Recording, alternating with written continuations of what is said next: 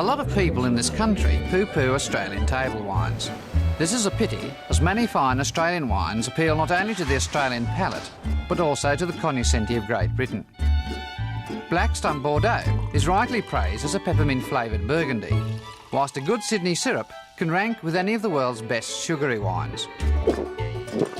Quite the reverse is true of Chateau Chunder, which is an Appellation Contrôlé specially grown for those keen on regurgitation. A fine wine which really opens up the sluices at both ends. This is a bottle with a message in, and the message is, beware.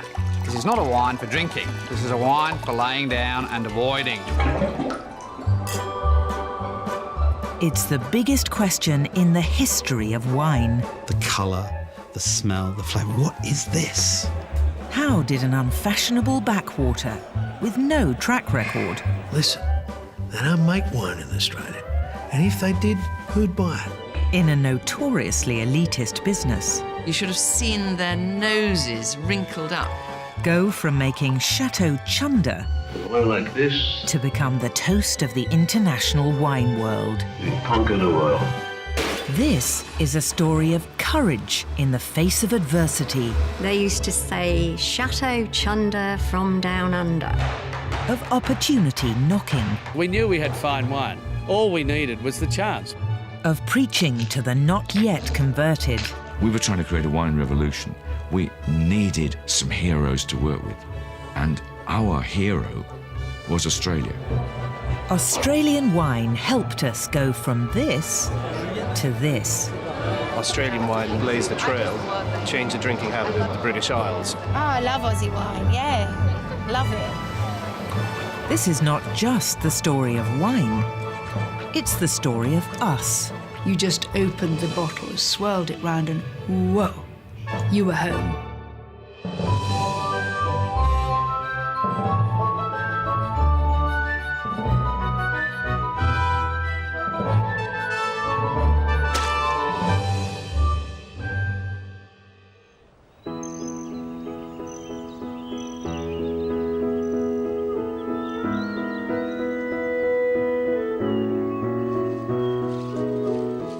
Wine.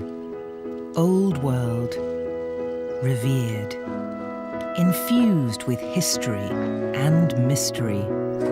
And somehow, inescapably, French. We know how to make in France some wines which are very sophisticated. I would say it is the evolution of knowledge in agronomy. The French have been making wine since the 6th century BC. It is embedded in the fabric of their lives. For us, it's more about lifestyle and something that we live every day, and it's not written in the book, and you just have to... You can't learn it by reading it, you have to live it. Crucial to French winemaking is the notion of terroir. Terroir is the connection of soils, pedological and geological, climates, and the know-how or the talent of the winemaker. Complicated concept, terroir. When Australians started making wine, terroir took a backseat to more practical concerns. Uncle Dan used to sit in the corner in a rocking chair. In fact, I remember being in here one evening with him, and so I suppose I was 7 or something like that, 6 or 7. And he was a dead shot. You know, bloke, and he's sitting in here and this bloody rat ran along the rafter. He just went bang, and the rat fell in the red fermenter. And I said, "You want me to get that out, Uncle Dan?" And he said, "No, it'll add a bit of body to the wine. The ferment will kill it." For fourth-generation Hunter Valley winemaker Bruce Tyrrell and his father Murray, it wasn't just rats in the rafters that made wine drinking somewhat unsavoury. Back in the 50s and early 60s, if you drank table wine, you were queer, eccentric, or both. I had a girlfriend at university from country town, and her parents weren't really sure that I was a suitable person for her to be going out with because, you know, I was a plonky. I got kicked out of the house when I took some sparkling burgundy to a lunch and got a mother drunk. Get out of here, you plonky, and don't come back. And she couldn't do the washing up. My father was not pleased.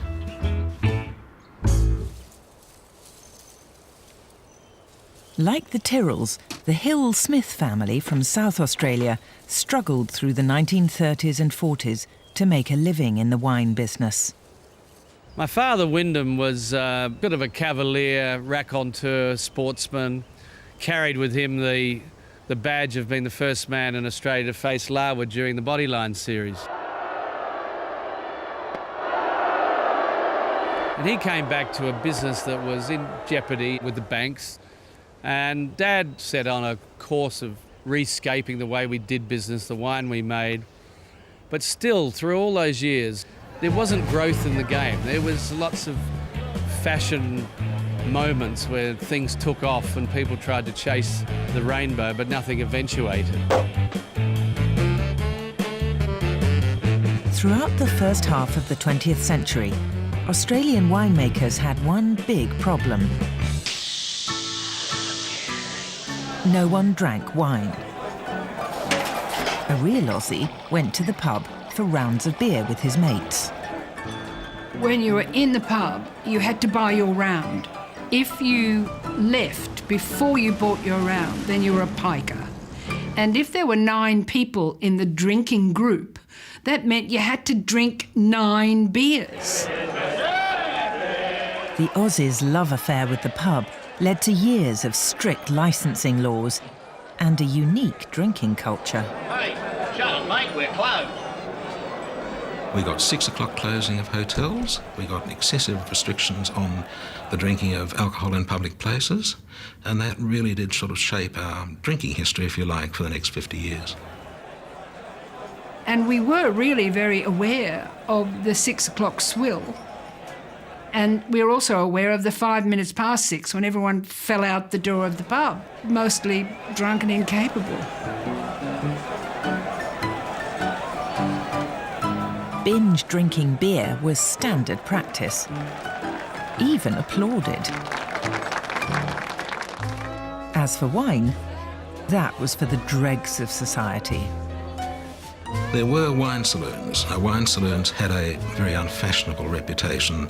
They were largely home to the alcoholic, the old, the elderly, the lonely. With an almost non-existent market at home, Australian winemakers looked for one overseas. Britain was the obvious choice, but here, wine was only for the well-off, the well-bred, or the continentals. If you said wine, wine was one of those words that you had to have audible quotation marks around, like, you know, wine. Ooh, wine's not for the likes of us. Like you'd say around Barbados. Yeah, people used to say that, ooh, wine's not for the likes of us, no. It wasn't part of normal life at all. It was something very, very exotic. People thought because they were the wrong class, they literally couldn't drink wine. While wine drinking was rare in both Australia and Britain, the difference was Australia had the climate to grow grapes. They'd been making wine since the 1830s, but most of it was high-alcohol fortified wine, like port and sherry. The perfumed sherries are wonderful wines, especially for old ladies who can't sleep. The high alcohol meant it travelled better than table wine, and much of it was exported to Britain for medicinal purposes. A fine brandy after dinner is a delight for the epicure, while the same brandy is thoroughly known for its medicinal value everywhere. Ah, that's Penfold. I'm going to hand around a bottle of medicated wine. This is when you could actually advertise that wine was good for you. This is probably from the 20s or the 30s. It's Penfolds, it's Australian, and it says, this preparation to be used as medicine only. A glassful 3 times a day. It is port enriched with beef extract and pure malt. And it says, it is of considerable assistance to those called upon to undergo feats of endurance, vocal, mental or physical. Use regularly as directed, and you must smile. In the 1950s, less than 0.5% of the world's wine production came from Australia.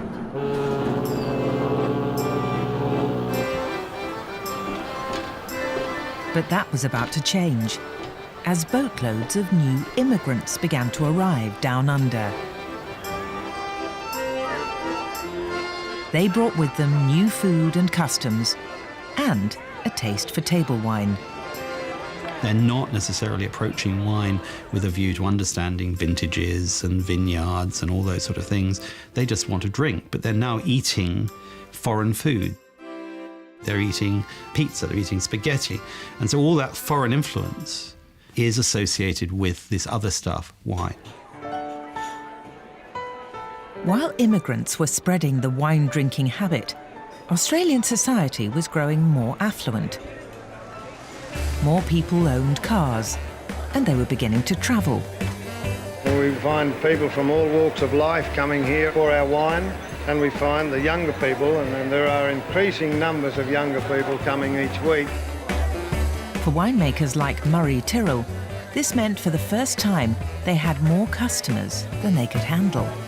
For all of the things my old man did, probably the most important one is he's really the father of wine tourism in Australia. Well, how much do you know about the wines you're buying, or are you depending on the winemaker? No, we're depending on the taste. And we reckon that Murray Tyrrell's got the game sewn up. We're selling our total production here at our cellar doors, and we just can't meet demand. To meet the growing demand, Australian winemakers looked to the latest advances in the science of winemaking.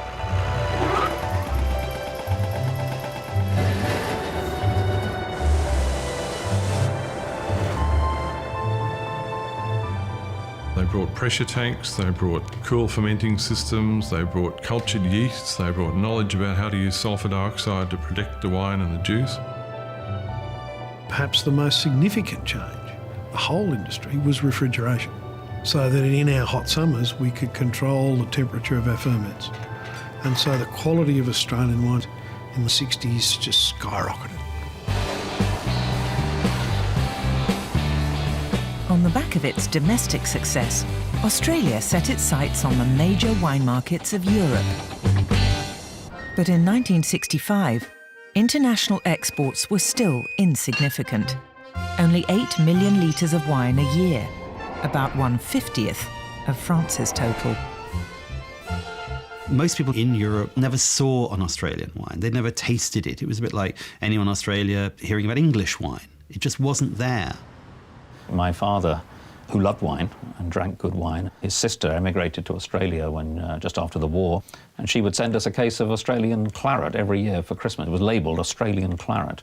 And my father wouldn't even drink it. He would say, just use it for cooking. He didn't even taste it. He just said, it can't be any good.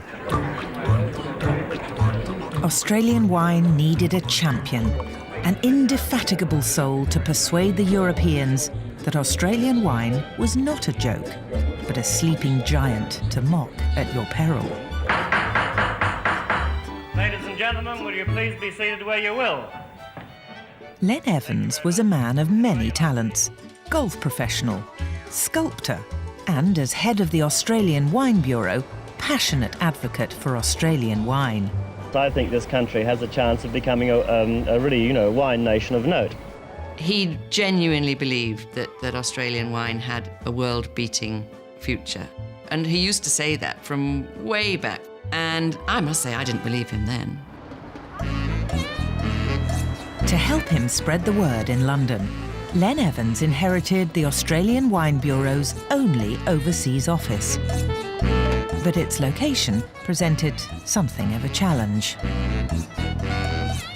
There used to be something called the Australian Wine Bureau or something in the most unlikely place in Soho, kind of surrounded by sex shops, that had a nice sort of dusty collection of all the wines that were then characteristic of Australia.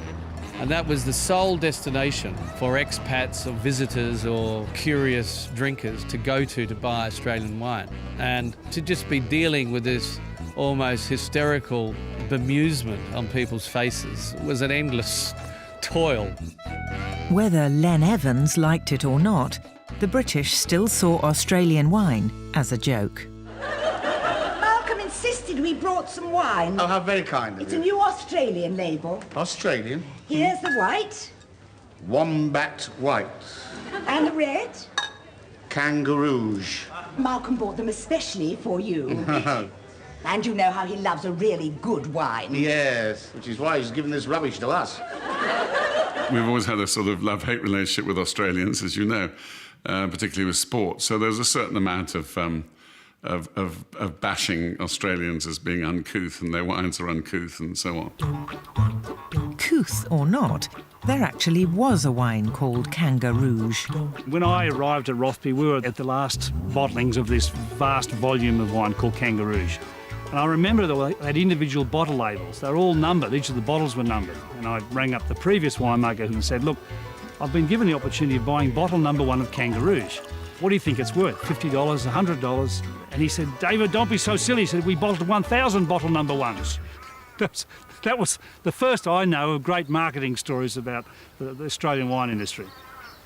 While the marketing tricks and jokey names created an image of a bottle best avoided, the wine itself was a pleasant surprise. I've got a bottle here of Kanga Rouge. That was the wine that people now laugh at.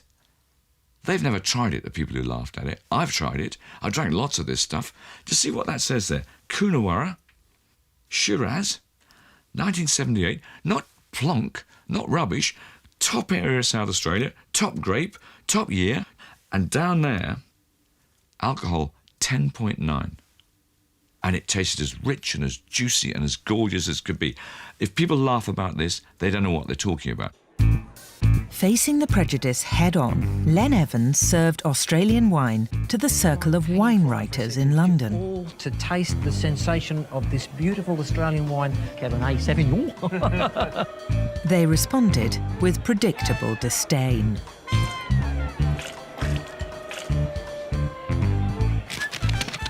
He then served the same wines blind at lunch. This time to great acclaim. Number 2 was, that's what you call a great Australian wine. The chastened wine writers immediately made him a member of their circle, and Len Evans' blind tasting games are still popular around the world today. OK, you have a wine in front of you. First question, is this Australian or not? The so-called options game is played with almost religious conviction at the annual Len Evans tutorial, where young Australians learn the trade the Len Evans way. Who says it is Australian? You are the only one that's correct. Cheers! While Len Evans was having some success with London's wine writers, throughout the 1970s, exports of Australian wine were actually declining. By contrast, France's doubled. Len Evans needed help, and it came in the unexpected shape of a woman from Manchester. There was a job advertised, Australian Trade Commission would like a business development manager. It was advertised for a man, which you couldn't do today. But the Trade Commissioner of the time, the Australian who was based there, said, no, I think we'll give you a go. So I started work with the Australian government in Manchester, an English person, knew very little about, never been to Australia. And I was given a range of products that I had to look after to help the exporters. I worked with steaming coal, coking coal, cardboard mousetraps, Ugg boots, and they asked me if I'd look after wine as well. I had no background in wine, no knowledge about wine. I didn't know anybody who drank wine at all. When Hazel started out, it's almost as though, you know, the industry was in such dire straits that they had nothing to lose. They used to say, Chateau Chunder from down under. So we were climbing a pretty big mountain. It was like, well, let's let this crazy woman go out there and sell our wine for us. She actually did that in the way of pouring it and getting the winemakers to pour it to tens of thousands of people. In the first year we did it, we did probably about 20,000 consumers at different events. What was interesting was that in those days, the French and the Spanish and the Italians didn't pour wine for the public. They didn't trust the public. The Australians did. I remember I was at London Wine Trade Fair and I was doing a tasting of, something, Beaujolais or something like that. And some bloody bloke sort of knocked my elbow like that, and I turned over and sort of really scruffy, sort of unwashed kind of creature in his sort of khaki, and he said, "Jack, can I have a word?" And I said, "No, really, I'm sorry, I'm busy, I'm doing a wine tasting." Yeah, come on, give us a break, mate. And he said, "Look, what kind of flavours do you like in your red wine?" And I just thought, I don't know. I remember saying to him, black currants, something like that. And he said, "What about white wines?" And I said, "I don't know, peaches, tropical fruit, spice, that kind of stuff. Now, please, I'm really busy." And he said, "No, hang on, mate. How much do you want to pay?" I went, £3.99. And now, please, leave me alone. A year later, I was at the London Wine Trade Fair again, and I was doing this. There's a knock on my arm again, and I turned around and I thought, looks and smells vaguely familiar, that one. And the bloke said, "Yeah, no, come on." And he gave me a glass of red wine, and he said, "Here, try this." And I tasted it and went, "Bloody hell," I said, "that tastes like black currants." And he said, "Yeah, that's what you said you liked." I said, "Jesus, how much is this?" He said, £3.99. That's what you said you wanted to pay. And he said, "I've got a white wine in." I said, "Don't tell me. It'll taste of peaches." He said, "Yeah, that's what you said you liked." I said, £3.99. He said, "Yeah, that's what you said you wanted to pay." It was a revelation. The Australians made wine that we wanted, and they asked us what we liked. That had never happened in the world of wine before. While Australians were now making their wine according to British taste, the names sounded distinctly European. Burgundy, Claret, Moselle, and Hermitage. As Australian wine exports to Europe rose dramatically, the Europeans retaliated by banning the Australian use of European names. Australian winemakers turned adversity into advantage by using the name of the grape variety instead.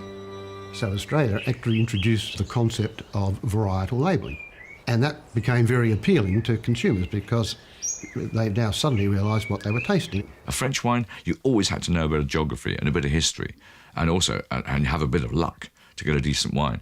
Australian wine just said, person's name, the grape variety. So simple, like buying apples in a supermarket. That was the door opener that Australia walked through.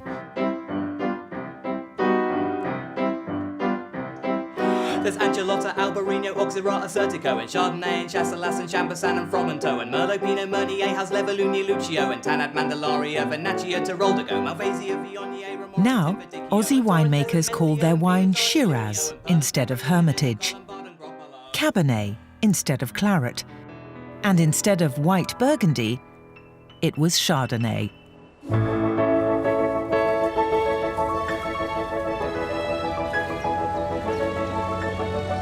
Australia's love affair with Chardonnay had started back in 1970 in the Hunter Valley. Murray Tyrrell discovered there were some Chardonnay vines next to his vineyard. Dad always talked about those when they used to come past there coming home from school when they were kids, in the buggy. And they'd always pull in and they'd eat those grapes because they were always the ripest and had the best flavour. And of course in those days it was called white Pinot, P-I-N-E-A-U. The problem was the so-called white Pinot belonged to Penfolds. We asked Penfolds 3 times could we have cuttings and they said no. Using some Aussie initiative, Murray and Bruce set off on a midnight mission that would change the course of Australian wine. And on after the third occasion we snuck in one night and nicked them. They weren't there at night when we did it. And after we had them, it was a bit late. And that's how Chardonnay as you know it today in Australia got its start. With Chardonnay the new weapon of choice, Australia launched its invasion of the British wine market. Alongside Tyrrell's, the invasion was spearheaded by Rosemount Estate, also from the Hunter Valley. It was a style of wine that the UK market hadn't seen. It was rich, it was round, it tasted of fruit, it was soft. It had a lot of things that were exciting. It had flavour. I think that was probably the key to it. I remember turning up at a big tasting in London that I think was at Lord's, and the great British wine trade was there, most of it men, most of them wearing suits with the right kind of accents, and these were people used to drinking Burgundy all the time, and they had Rosemount Chardonnay for the first time. And it was like seeing people watching creatures from another planet. The colour, the smell, the flavour. What is this? It's a bit like seeing a naked woman for the first time. Lovers of Australian Chardonnay came up with a new catchphrase for their wine: sunshine in a bottle. Suddenly, all of those Monty Python jokes about Australian wine began to fall away.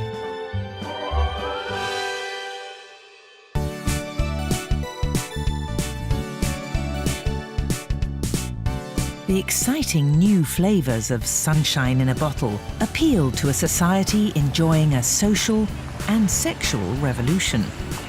I think it's true that Australian wine has contributed to the feminisation of wine, and I think it's because it arrived in Britain at a very particular historical moment. The career woman was born in the 80s with her padded shoulders and her Filofax. Younger women with degrees, alone in big cities, were going out. They needed something to do with their friends. Spit and sawdust pubs and pints of beer were not really what it was about. I would say that wine drinking was always a bit girly in Britain anyway. And by making wines less challenging and more fruit cocktaily, they probably did make it easier for girlies to drink it.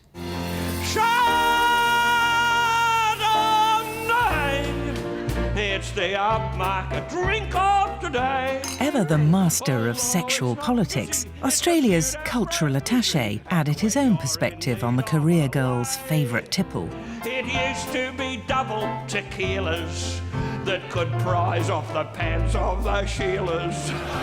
But now they won't have it away, no way, for less than a large Chardonnay. Despite the popularity of Chardonnay with the ladies, the movers and shakers in the British wine business were still mostly men. Hazel Murphy had an idea: bring a group of them out to Australia to see where sunshine in a bottle actually came from. We arranged a trip for the aficionados of wine in the UK, the most highly respected, who were at the time not a very large group of masters of wine. He's not trying to make a white Burgundy. He's trying to make a damn good Australian Chardonnay. Oh, and the Pinot 73. That's got a hell of a lot of colour, hasn't it? Oh, yeah. No, I don't want to have that 30. One of the masters of wine on the trip was Bristol wine merchant John Avery. You have to realise that on that trip in '85, it represented about 70 to 80% of the entire buying power of the British wine trade in one hit. In those days, we were nearly all men, and Rosemount arranged for a bottle of their Chardonnay to be posted to all the wives with a note saying, your husband will be drinking this wine in Australia. Here's a bottle for you to taste. Oh, wonderful. And that was a brilliant marketing stroke, because everyone came back, and of course all the wives said, this bottle is wonderful, firm, you must deal with them. It was fun. They came here, they kicked up their heels. They took away the sense of fun that we all have in what we do. It was always a serious tasting, lots of questions, lots of answers, very open, and then we'll go and have a glass of Cooper's ale. You know, it was... Now, you don't do that in France, I suspect. And they just took this whole thing back and said, this is a whole new thing that we've discovered that we didn't know existed, and it's exciting, and it's new, and it's fresh. And the people are nice.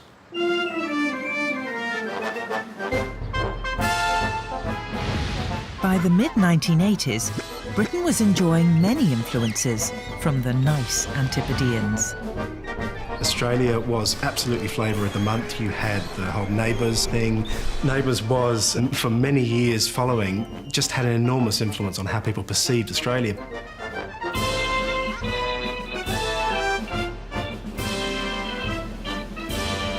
You had Foster's started TV ads with Paul Hogan, who'd done Crocodile Dundee, which was a huge hit. This is just like the dancers at home. These things were just began to make people see Australia in a different light. It's growth. The a bloke down there with no strides on. Foster's, the Australian for lager. And Foster's ads were very English humour. People realised the Aussie humour was very like the English humour. The shared language, culture and humour paved the way for wine to be sold on the back of the lifestyle down under. And who better to bottle the essence of Australiana than a couple of Yorkshiremen? We sat talking about how we were going to basically give the British public Oz in a glass. We were able to come up with some ideas which would really do a fantastic job in communicating to a Brit with no knowledge that there was something better out there. Statements like putting the cat out actually set out exactly what the promise in the bottle was. And these posters put this theme of the cat, a quiet game of bridge versus jumping off a bridge with a bungee, this whole Australian aspirational lifestyle, and it really did capture the public's attention. Australians are very particular about how they pick their wines, and when they find a bottle they particularly like, they'll go to considerable lengths to get it. Consumers were engaged. They'd seen something that they'd never seen before, and it really excited people who normally weren't into wine. They were intimidated by it, they didn't understand it, but here were these brands that actually spoke to them in a language that they understood. And you were sitting in Middle England, in a miserable Midlands town with fog all round you and a rotten job and the rain pouring down, and you get a glass of that, and you just think of this somewhere way, way south in the southern seas, there's somewhere called Australia, making this kind of nectar.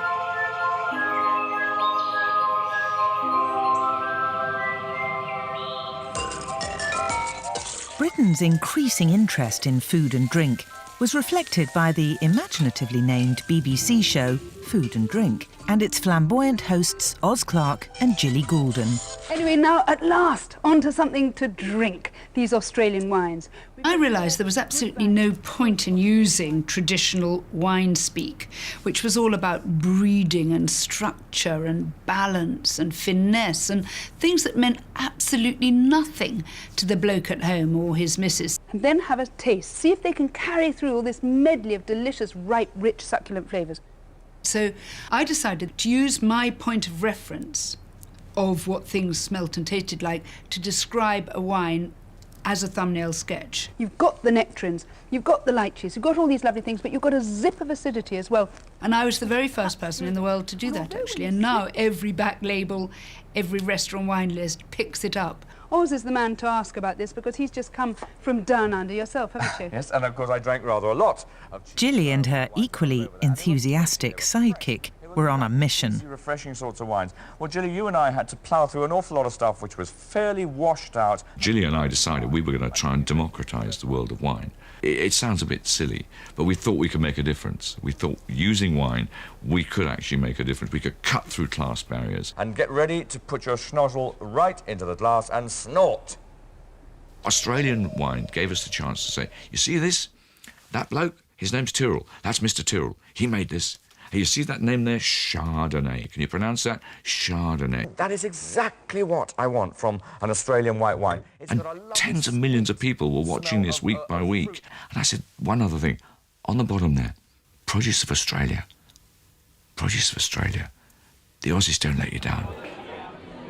With Oz and Gilly fueling the British thirst for their wines, Aussie winemakers flocked to the European trade fairs. Excellent Aussie wine. I like that. But it's half the price of the other one. Something's wrong somewhere. Probably the biggest congregation ever of us was in London when there was a first wine trade fair in Olympia. And there was a big Aussie contingent. And I remember just this, it was like a crusade. Everyone who came in the door wanted to talk to the Australians because it was fun. I remember running around and you got to the Australian stands and not only was there people 3-4 deep pushing people out of the way to get a taste of these new Australian wines. But you had these guys standing behind these stands, pouring these wines and doing things like putting red wine in ice buckets because it was so hot, breaking all the rules. I do remember looking at the regions of France and looking at their foot traffic, and these poor souls were standing behind their trestle tables with the glasses and a few bottles of wine and absolutely no one to talk to. It was a revelation. It was actually quite exciting. I don't think the French have forgiven us yet. I don't think they ever will.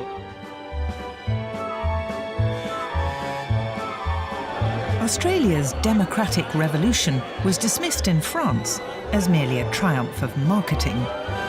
Marketing is good for the car. Mercedes need the marketing, but not the wine.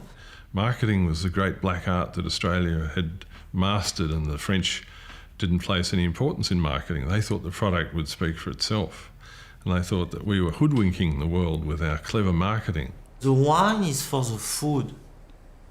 When you have a nice chicken at lunch, at dinner, with a nice potatoes, you don't need the marketing. It's a different mentality, different idea of the wine, and different idea about the la culture du vin. And nothing epitomized the difference in la culture du vin more than the great Australian invention, the wine cask, also known as the bag in a box, or down under as the goon bag. Good on you, mate. Most people hide this stuff. Orlando Cooler Bar. This was a bag in a box with a little tap on it, and it revolutionised drinking habits in Australia.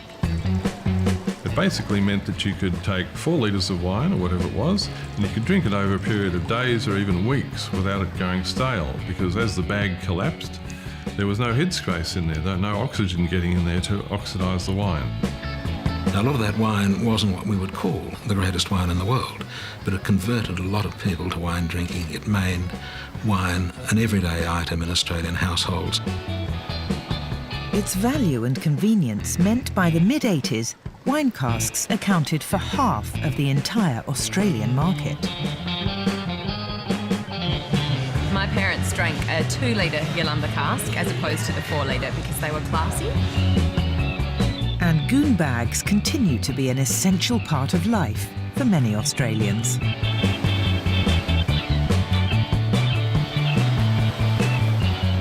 And I remember one specific party using an empty, inflated goon bag as a pillow.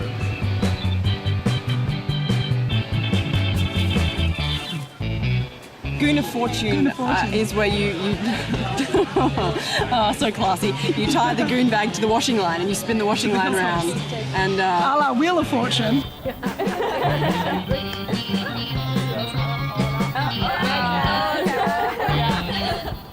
This is a two lifestyle. There is a lifestyle for people who are very knowledgeable, very clever, very enjoy the poesy. And there is a lifestyle with people with no taste. As more and more people developed a taste for wine, Australia's position in the world as a wine exporter soared from 18th in the early 80s to 6th 10 years later. New wineries sprouted up all over the country as wine exports to the UK increased 20-fold during the 90s to 140 million litres. But the ever-increasing production of wine caused one major headache for Australian winemakers: corks. They were on the phone to Spain and Portugal, where all corks come from, saying, we need more corks. And the guys producing the corks simply could not process them. They couldn't get them through the cleansing process, which takes a very long time. And they were shipping off, actually, substandard corks. And instead of getting on the first plane over to Spain or Portugal and giving the guys a punch and say, give us better corks, they didn't. They say, OK, you shafted us, we'll shaft you. So Australia developed an alternative to cork.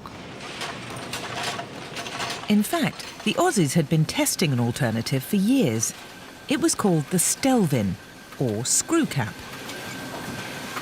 We've now been developing screw caps for over 4 decades. I could pour for you today the 1971 Autumn Riesling, initially bottled under screw cap, 40 years of age. A lovely hermetic seal, perfect. The French looked on with horror as another sacred cow was slaughtered. With the screw top, what do you remember? Nothing. You open, tuk, tuk, tuk. Why is the dream? Why is the legend? Screw caps is probably the last Waterloo for the French, because from the beginning, we know we go to lost. Do you think you dream? You dream with a screw top more? You dream? People buy more and people remember, I have a nice screw top. Oh, it's wonderful. I make 1, 2, 3. Oh, it was formidable. Do you think it is good that? Because we don't have an image of sharing, of moment of opening, and moment of the. This is a part of the magic as well.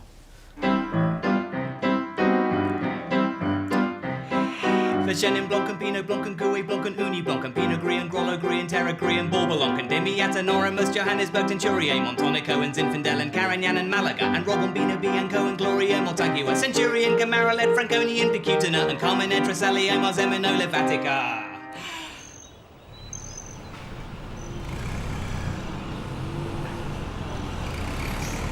Some French wineries embraced the innovative Australians and even invited flying winemakers to France to reveal some of the secrets of their success. There was about 16 of us who went over those 5 to 10 years in the early 1990s. So what did we do? Nothing clever, nothing alchemist, nothing ridiculous space age. It was about sanitation, good, clean winemaking. We cleaned tanks. You know, once I was inside the tank, I had the feeling I was being watched. I stuck my head outside the tank and there's 10 Frenchmen wondering what the noise was inside the tank. They'd never seen that before. All the tanks were clean on the outside, were dirty on the inside. The English wine trade loved it. They were advertising it as being a French wine made by an Australian winemaker. What a great turnaround for the Australian wine industry that 10 years earlier was making Chateau Chunder. But not everyone in France was so welcoming of outside influences.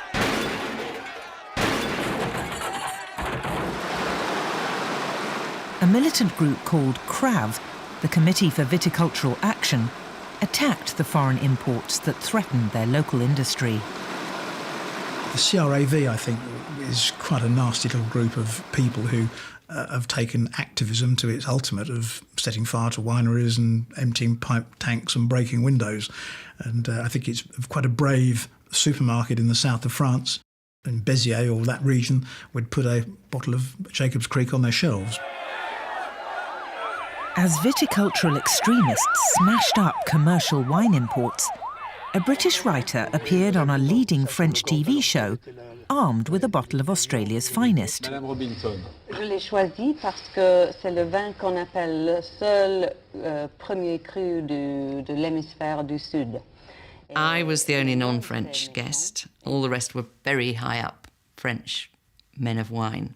And we each had to bring a bottle of wine to serve to our fellow guests.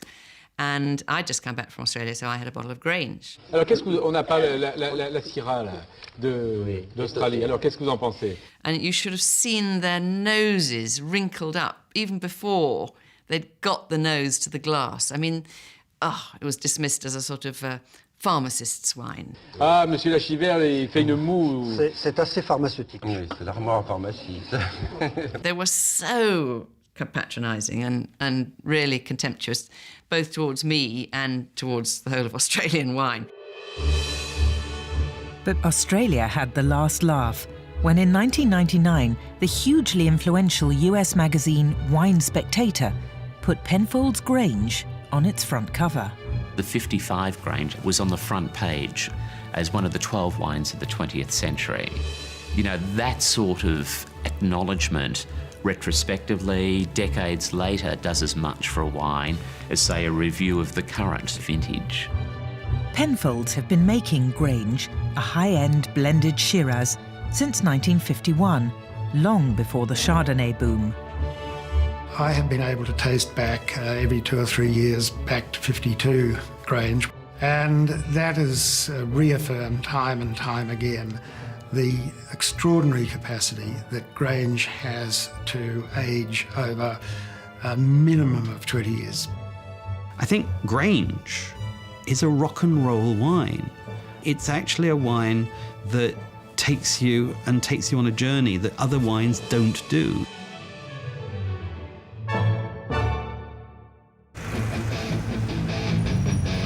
By the mid-90s, Britain's enthusiasm for Australian wine was matched by the Americans.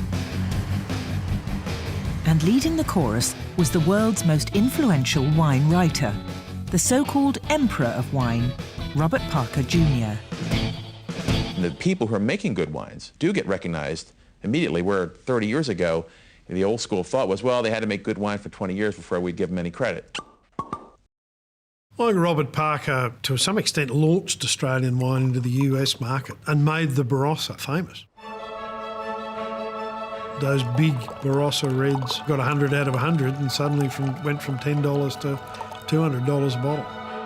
Because what Hazel was doing, the people were doing in the UK, was telling people that Australian wines were great and cheap and cheerful and all that sort of thing, whereas Robert Parker was one of the people that came in and said, no, these wines just aren't good value for money.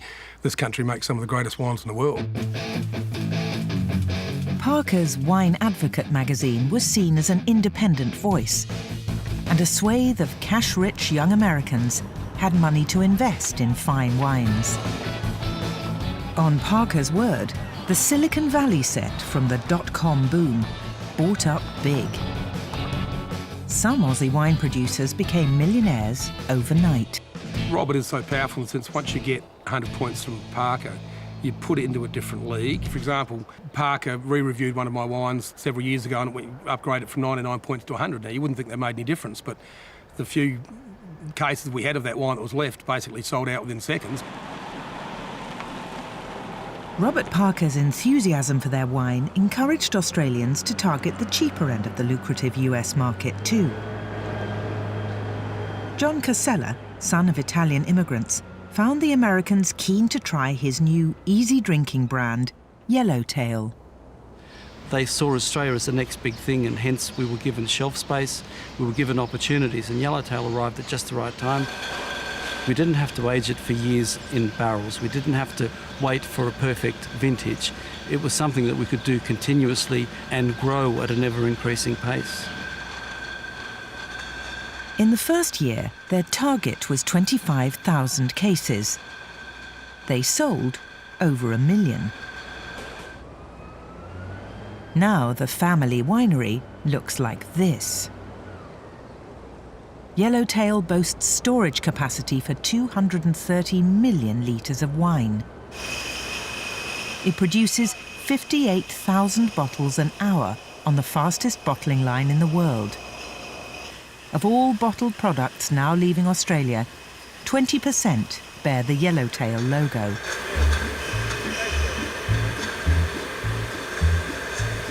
We've brought a lot of people to Australian wine that would have normally not bought Australian wine. So the effect has been positive rather than negative. In 2001, the year Yellowtail launched in America, Australian wine imports to Britain were up to 171 million litres, just over half that of France. Only 2 years later, it was 243 million litres and overtook a declining France to become the #1 wine-importing country to the UK. An enormous amount of success, so much so that there's a whole generation of English drinkers who have been brought up probably drinking nothing else other than Australian wine. Australian wine revolutionised the way that people in the UK and Ireland drink wine, and they blazed the trail, changed the drinking habit of the British Isles. Oh, well, take that, Monty Python. We won. Oh, I love Aussie wine, yeah. Love it. Shoddy, shoddy, shoddy. Oi, oi, oi.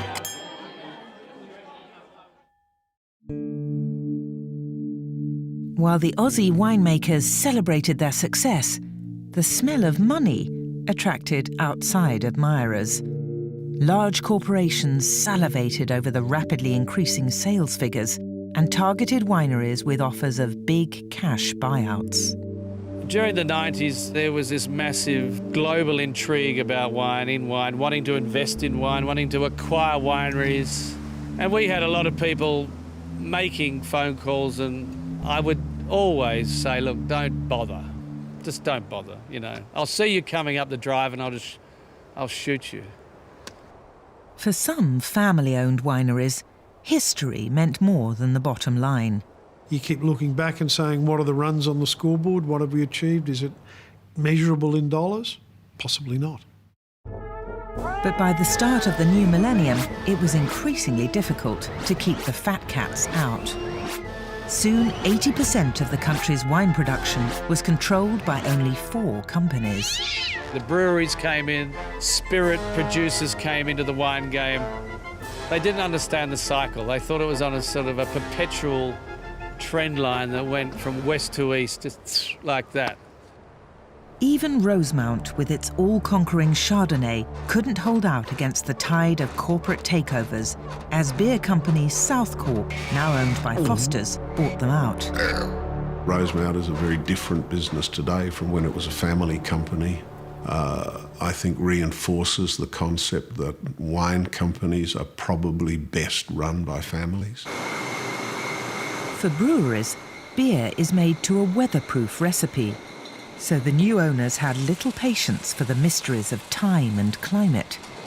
Wine industry is a long-term thinking area where you really need to be planning a long way ahead as far as planting vineyards, exploring regions, trialling grape varieties. So that is completely at odds with the short-term thinking of corporations who are always thinking about returns to shareholders. The big companies just do not get it. They think they can rationalise, streamline, make marketing and sales and distribution, all of those things bound together, more effective. And in fact, they march rapidly in the opposite direction. There is a point at which growth has to slow down. Nobody can go on exponentially growing. Australia kind of got caught up in its own hype, if you like, and started believing its own bullshit. And a lot of us at the time started saying, is it really going to keep going like this? You sure that common sense wouldn't dictate that it's going to start slowing off? And no, okay, right, we'll just keep going, shall we? Fine. And keep going they did. The industry set a target of 4.5 billion turnover for 2025, a target that was hit 20 years early. That of itself should have sounded a note of warning. It's an agricultural industry after all at its base. A combination of corporate control and government tax breaks meant that more and more vines were being planted each year, and quality was beginning to suffer. The world was flooded with substandard Australian wine. When Australia started dumping cheap glut stuff on our market, I just thought, I can't believe this. You've worked so hard to actually say Australian wine always over-delivers, and now you're breeding a new generation of people who say, we've moved on from Australian wine because Australian wine under-delivers. Whoever was left drinking Australian wine was the wrong kind of ambassador. Bridget Jones was partial to a bottle of Chardonnay or 6 by herself in the Cafe Rouge, yes, by herself with her friends, and after that it was especially after the film. It became a bit of a loser's choice. Yeah, it was a bit naff. It was a bit sad. It wasn't the greatest of looks, I don't think. I think it was the final nail in the coffin for Chardonnay for me. Footballers' Wives was on at the same time, and one of them was actually called Chardonnay. Chardonnay! Chardonnay! That's what did it. Whether Footballers' Wives or Bridget Jones were to blame, Australian wine was facing a crisis. What happened in this whole recent story is that people, to a degree, got a little bit lackadaisical and a little bit corporatised as people. And that wasn't the Australia that people were buying into. All of us had enough of Australia's industrial junk. And so we set out to get the things that were great about Australia's wine back in front of the world. There's more great wine being made in this country today than ever in its history. There's more interesting wine, there's more diversity of wine style. Australian winemakers are now focused on reflecting the variety that comes from a land with more wine regions than anywhere else. We're looking more at regionality and individual vineyard site and those wines which are about that sense of place, rather than looking at, you know, how we're going to get the biggest crop or how we're going to sort of make the most wine. So it's everything. You incorporate everything. It's the land, it's the vines, it's the people, it's the whole farm. I suppose in a way equates with the French word of terroir. The land, the vines, terroir. The Aussies are starting to sound almost French. And in the Rhone Valley in southern France, there's a French winemaker with a fondness for all things Australian. You can't imagine how much I have learned. In Australia.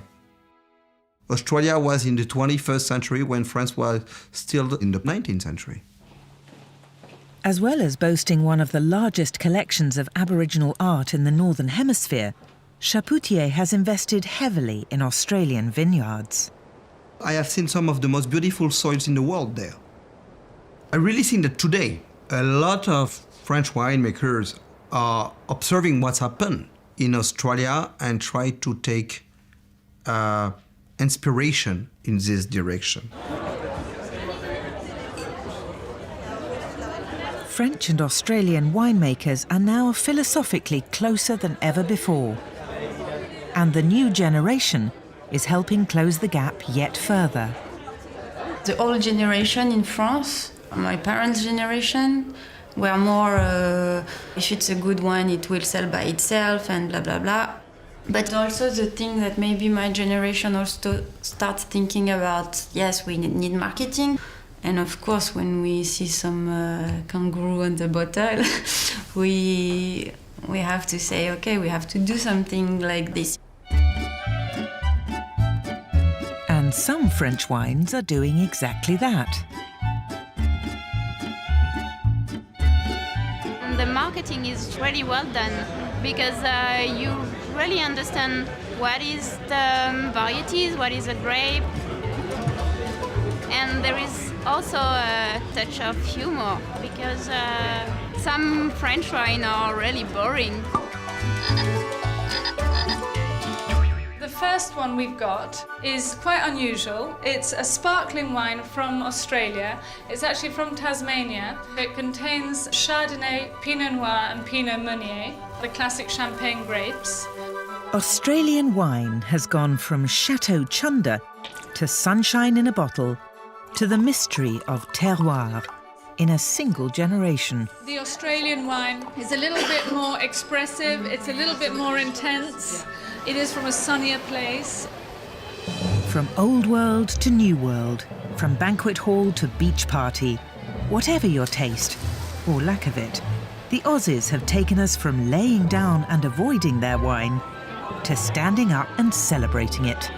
Whenever I encounter Australian winemakers, they're still on a quest, all desperately trying to make each vintage better than the last. It's like the French would say their best wine was made 100 years ago. You ask us, our best wine hasn't been made yet. Demiata, Noramus, Johannesburg, Centurier, Montonico, and Zinfandel, and Carignan, and Malaga, and Robombino, Bianco, and Gloria, Montague, Centurion, Camaralet, Franconian, Picutina, and Carmen, Tresalio, Marzemino, Levatica, and Bouvier, and Monastrell, and Traminger, and Trollinger. There's Muscadet, Valdigue, and Muscat Blanc, Petit Gron, and also Maraceptico, Mustardier, Cubillier, and Mavid, Rubin, Claret, Moss, and Roussanpay, and Sauvignon, and Riesling, Mission, Malbec, Gamay, Zwageltos, and Semillon. These are amongst the ones of which the news has come to Jancis. There may be many others, but I don't fancy their chances.